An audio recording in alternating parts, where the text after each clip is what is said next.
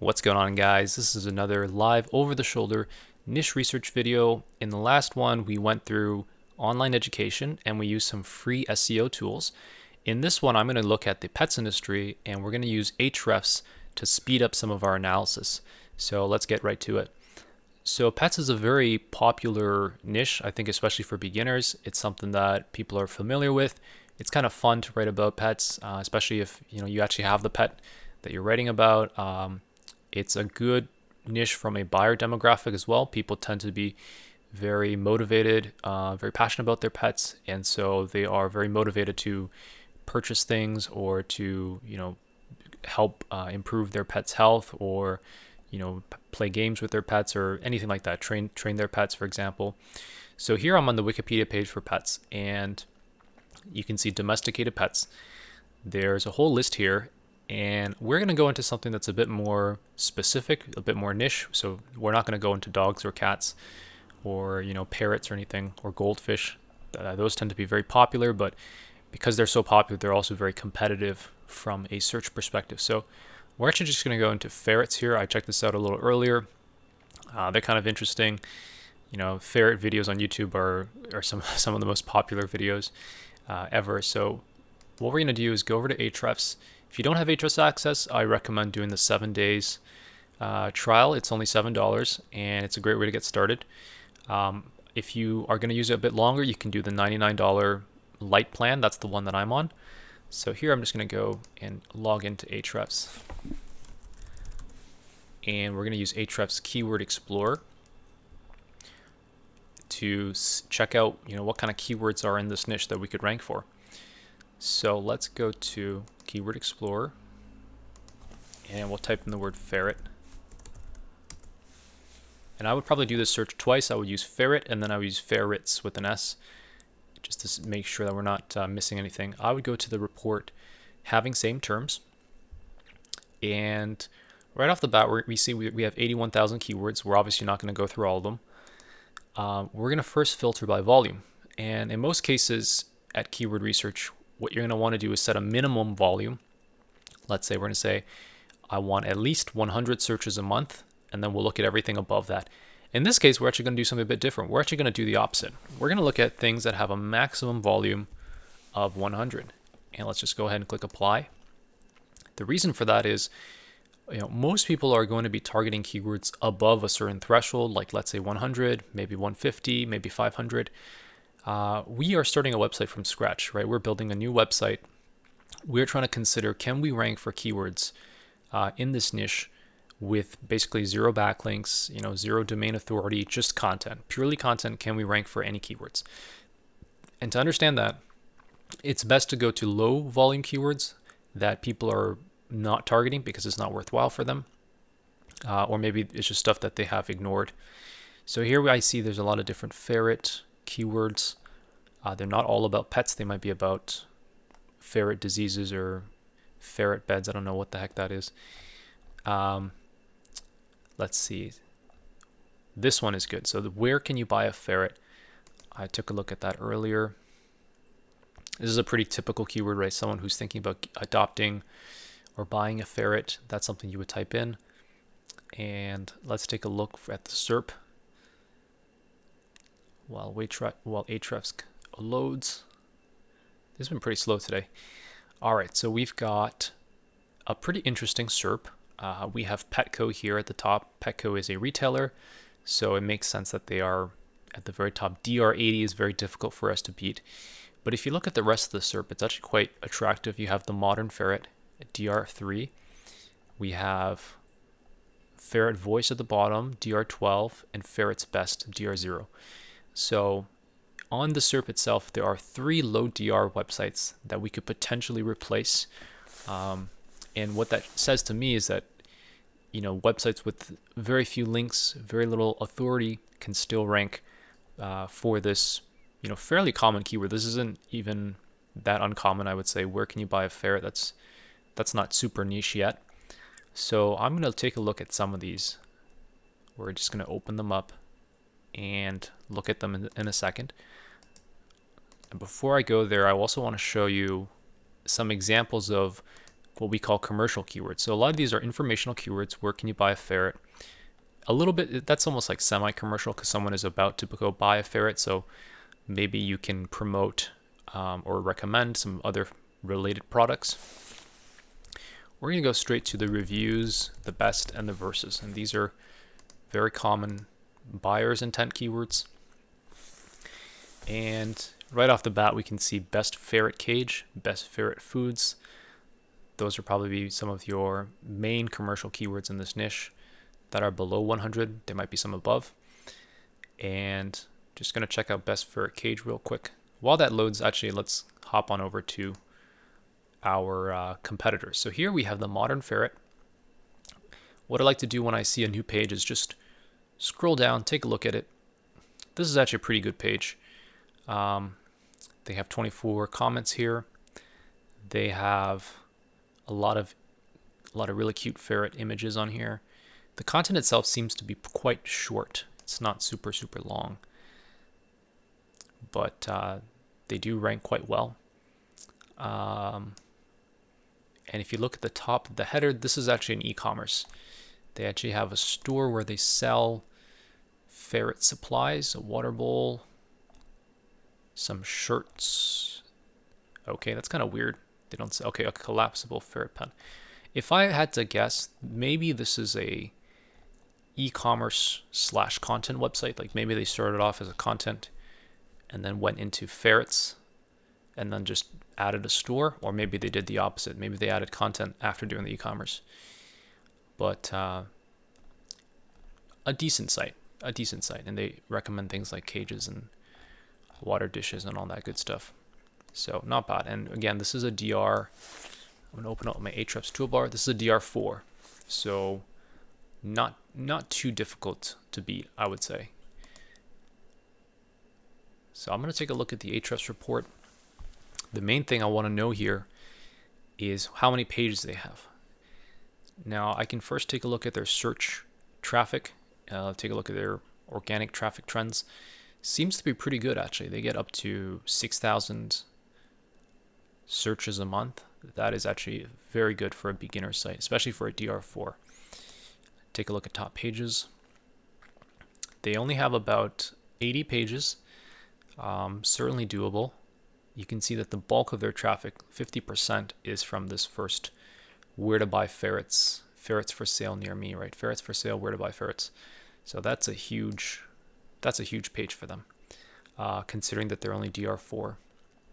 And then the rest of the pages. Okay, so a pretty good competitor. Now we have two more here. We have Ferrel Voice. I saw this one earlier as well. It's a decent site. They have a lot of internal links that they've done really well. They have a ton of just, I guess, text on this page. And they have some more related content. So they're missing images. They're missing kind of comments, if you want to have comments. So I would mark this as a typical affiliate site. Seems okay. Here's the home page. I really like the featured images, the way that they've formatted it. This way it gives the page a little bit more style. Otherwise it would look pretty empty. I mean, it is pretty empty right now. There's not much else on there. Let's go check out their about page real quick. Okay, so this is what I suspected. There's really no person behind this website. There's no name. There's no company. It's very generic. This is probably like a generic email. So I would call this like a version 1.0 of an affiliate site. They have some content. They don't really have a person. They have not really worked too much on their homepage design. As you can see, it looks, like their affiliate content is right on their homepage. But even with that, they are DR12. They've got good traffic overall. Look at that, right? They've been able to grow traffic quite a bit. They had a little dip here. And since December, since that latest algo update, they have been growing traffic by quite a bit. So that's nice. And looking at top pages, they have only 39 pages. So very much doable for someone else to come in, recreate those pages, but just improve on them, right? So look at that, best ferret food, 41% of traffic. They're ranking number 1 currently. So that's incredible. That is very good. Looks like they've been building links. When I see a ton of root domains to the best pages, what that tells me is they're probably building links to those, because typically you're not going to get organic links to your commercial pages. So, okay, not bad. This site, if I were to give it a 5-star rating, I would say this is probably like a 3. And then last of all, we have this one called Ferret's Best. Similar to the last one, it's just a lot of text. One image, a lot of text. They can do a better job of formatting their text. It's a bit hard to read. And their text is a little bit longer, actually quite a bit of content on that one page. And we can see that's it. So this is another version 1.0 of an affiliate site. Not the greatest. I like this little icon. It looks pretty cool. But here's the home page. All of their affiliate content. Nothing wrong with that, but it just, I really don't like this color contrast. That looks awful. And they have some affiliate stuff on their homepage, and that is barely legible. Okay. And they are DR0. DR0 essentially means you have 0 to no links, right? Almost no links.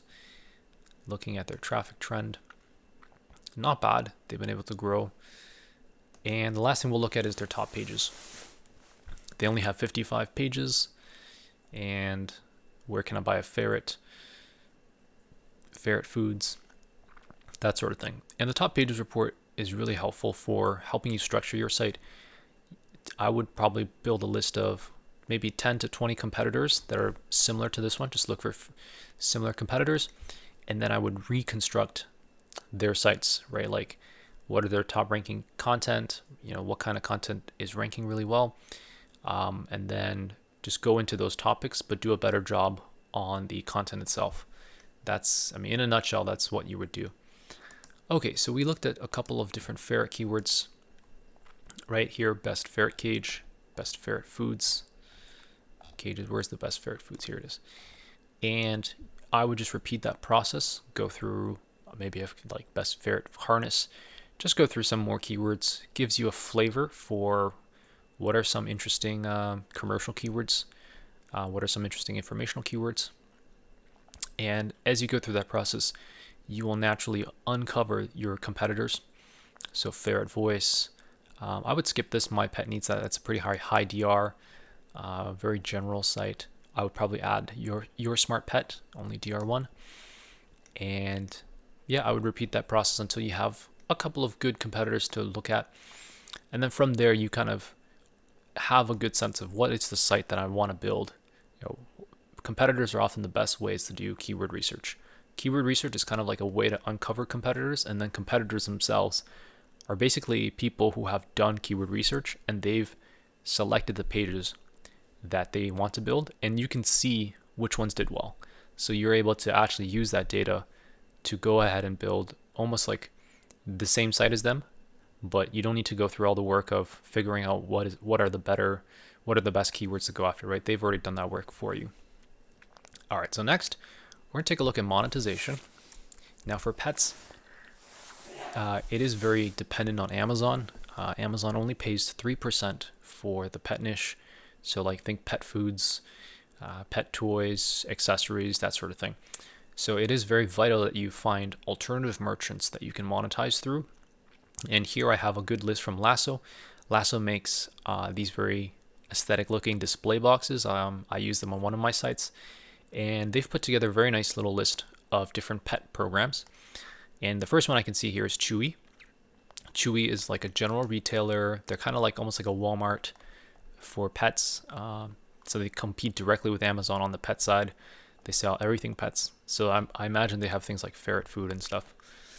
Now, Chewy does their commission program or their affiliate program a little bit differently. They actually pay $15 per sale. It says 20 here because Lasso is saying that they have some kind of special offer which gives you $20. I'm not sure. I haven't verified that, so I want to go with 15 for now because I've seen that on other blogs.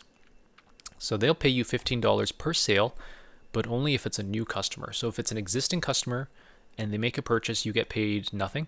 But if it's a new customer, you get paid $15 flat, which is really generous. I think it's, if you compare to Amazon, if we do the quick math, like let's say someone buys $100 worth of stuff in Amazon, they buy, dog toys and etc., and it's all in the pets niche. You get paid 3% of that, which is $3. So you get paid $3 for $100 worth of purchases, whereas here you'll get paid $15 flat, regardless of how much that person buys. So if you were to do the equivalency, like if you were to make the two equivalent, someone on Amazon would need to buy $500 worth of stuff for you to earn a $15 commission, but they only need to buy like anything on Chewy for you to make $15. However, the con of this program is that you only get paid on on new customers, right? Existing customers do not qualify, and the reason for that is they want to grow their user base, right? They want to grow their customer base.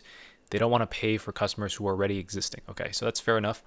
I would test, if I were to do pets, I would test Chewy, see how well they perform, what their EPC, their earnings per 100 clicks is, and compare that to Amazon. I have a feeling Chewy will probably do a lot better, but again, it all depends on a lot of factors, like how well do people convert at Chewy? What's the conversion rate? We know that Amazon is a killer conversion platform. They convert 15 to 20% of visitors, just given how much stuff they sell. Whereas Chewy, I mean, I don't know. I've never bought from Chewy. I would need some data to see how well they do. But because they are a general store and because they have a bit of brand recognition, I would not be surprised if they converted fairly well, maybe 5 to 10% even. Okay, so we have some other alternatives. We have like Petco, which pays 8%. That's kind of nice. Compared to 3, we have some subscription boxes. And actually, one thing I should note is, look at the cookie duration for some of these programs, right? 15 days, 7 days. Remember, Amazon is only 24 hours cookie duration. You only get 1 day for that user to convert. And these guys are a lot more generous. Even Chewy, like having 15 days for that user to purchase something, that is huge. That gives you a lot longer of a window for them to convert. Even when you compare it to like Walmart, I think Walmart is only like, I want to say 3-day cookie duration, or Target 3 days. Very short cookies, right? And so that's a nice touch, I would say. So other things for pets, you have like training programs. Maybe this is a course. You have dog fashion, right? I think for pets, there's almost like anything. There's dog sitters, pet sitters, $30 a lead. That is nice. There's another one I saw here that was really cool. So that's pet insurance. So maybe something we don't think about a lot, but pets, especially for bigger pets, dogs, cats, you want to get pet insurance, right? For things like vet costs. And so there are pet insurance companies, and they'll pay you $25 a lead, which is massive, right? That is massive. Just given how profitable insurance products are. So that's another way to go about monetizing your site. You have like the standard stuff. You have, Chewy, like dog food, pet accessories, that kind of stuff. But then you also have, like pet insurance. You have, again, another pet insurance one. You also have lead gen for veterinarians. I think I saw that. Maybe it's not on this one, but, veterinarian networks will pay you maybe $10 to $20 for every lead that you can send them. And, if a user, so for example, if someone comes to their site and they say, oh, my pet has this problem, or they are, doing this and I don't know why, you could be like, well, here's maybe why, but if you really want to know, you can go see a vet. And then you put like a lead gen form for them to go submit their email and phone number, and then maybe someone from their local, like a local veterinarian office will give them a call and book an appointment. So that's another way to monetize the traffic that you're getting. So overall, I'm going to sum up kind of what I'm seeing. Let's go back to the Wikipedia article. So this is just a preliminary list of different types of pets. If I were to look at this industry overall and talk about the pros and cons, definitely on the pro side it's a very, it's something that if you look at the buyer demographic, people are very passionate about pets. It's kind of like a fun topic for a beginner to write about. You don't want to get bored when you're starting your first website. And pets is something, if you pick something that you really enjoy, like you have dogs or cats, you really enjoy being a pet owner, you will be able to write and produce really good content. So That's something that's really positive. I think monetization is slightly positive. It's almost neutral to positive. I think with a program like Chewy and maybe Petco and something like pet insurance, it makes the overall monetization a bit more feasible. Amazon will likely be very dominant in this industry. I don't think you can escape Amazon. They pay 3% right now. I think pets used to be like 6 or 8%. So, in the future, I wouldn't be surprised if they continue to cut their commission rates on pets.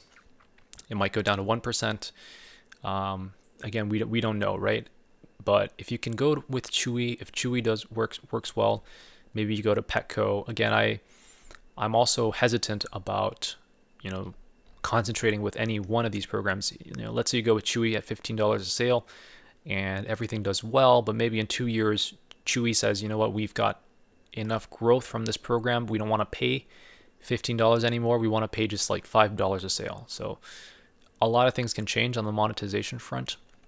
It's important to be diversified, have a lot of different options, maybe even look into more of an advertising model as well, just given a lot of pet-related queries are informational in nature, right? It's going to be stuff like, can my dog eat this? Why is my cat making this noise? Like all of these types of informational things that pet owners are searching for, they don't necessarily convert into customers right away. But what you can do is you can monetize them using ads, right? Use Mediavine, Ezoic once you get enough traffic. Or you can also try to retain those users with an email subscription, with some kind of lead gen, right? Give them like a free PDF about their pet, give them some kind of free resource, show them some videos. And I think that's the best way to approach this niche. So yeah, if I were to start a site, I would look into basically all of these animals. I would look into, choose something that's a little less generic. Maybe even if you want to go with the dogs and cats route, you would probably go into a specific breed of cats, like you go into pit bulls or terriers or something like that, and then go drill deep into that and see what the landscape is, right? I mean, yeah, I think if I were to rate it out of 5 for pets, probably like a 3.5.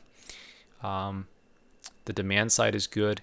It's probably very competitive, as every niche is these days, just given how many people are going into internet marketing and given how the bigger websites just keep expanding their authority. But don't be afraid of competition, right? Don't be afraid of competition. Try to go down into sub silos and sub niches. Go into like ferrets or llamas. I actually wanted to go into llamas, but I couldn't find good keywords there. Monetize your site well. Get creative with how you monetize, and find ways to add value, right? Find ways to add value for your users. Build credibility over time if you can, and yeah, that's how I would see it. A very interesting niche overall. So I hope that helps. And in the next video, I will talk about maybe another niche, maybe show you a different way of doing niche research. Here we use Ahrefs. I will use a different tool next time, or try a different way in which we can run our analysis.